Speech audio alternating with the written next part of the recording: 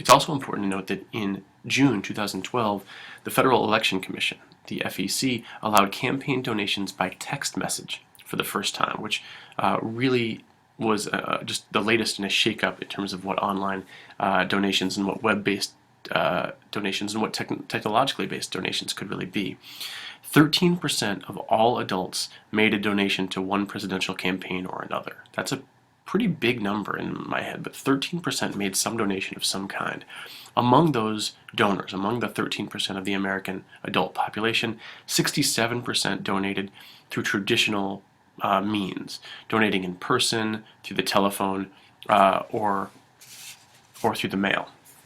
50% donated online, either through email or through some other web-based tool, and it's really important to note the discrepancy between the Democrats and Republicans here. Democrats had a decided edge, technologically speaking, really from 2004 leading up to 2008, and that continued in 2012. 57% of Democrats donated online, 57% of Democrats who donated online, only 34% of Republicans who donated online. That's a big discrepancy. 10% of all donations came in by text message, and again, more Democrats, 15% donated by text message than Republicans, which was only 6%.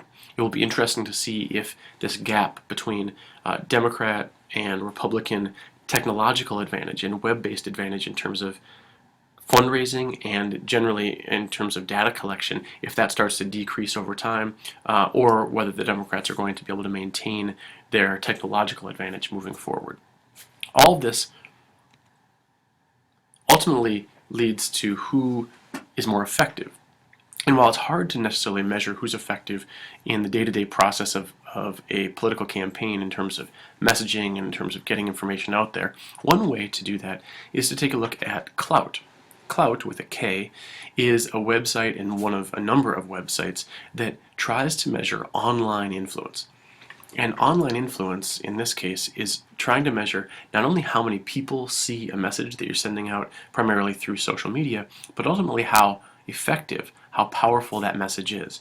So if I tweet something and all of my thousands and thousands of followers, not really, are going to see that, that's one thing. If they retweet it, if they send it out to other people, then that ultimately will increase what they call my Klout score.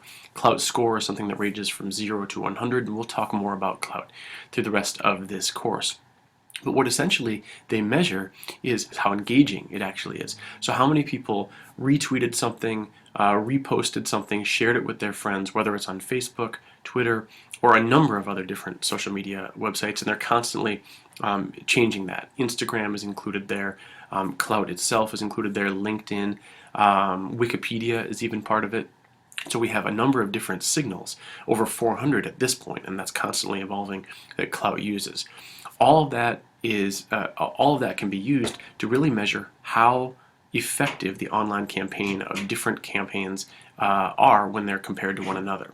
So when we look at these two messages, one sent out by Barack Obama and one sent out by Mitt Romney, these were selected because these were the two most effective social media messages during the 90-day period up to and just following the 2012 election. You see Obama's picture hugging Michelle and with the caption 4 more years, and Mitt Romney thanking his supporters directly after the election, both of which were disseminated extensively by their supporters.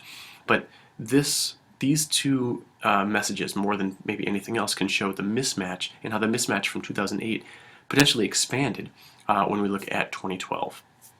Mitt Romney's tweet on the right: "From the bottom of our hearts, Ann and I thank you for your support, prayers, efforts, and vote. We are forever grateful to every one of you."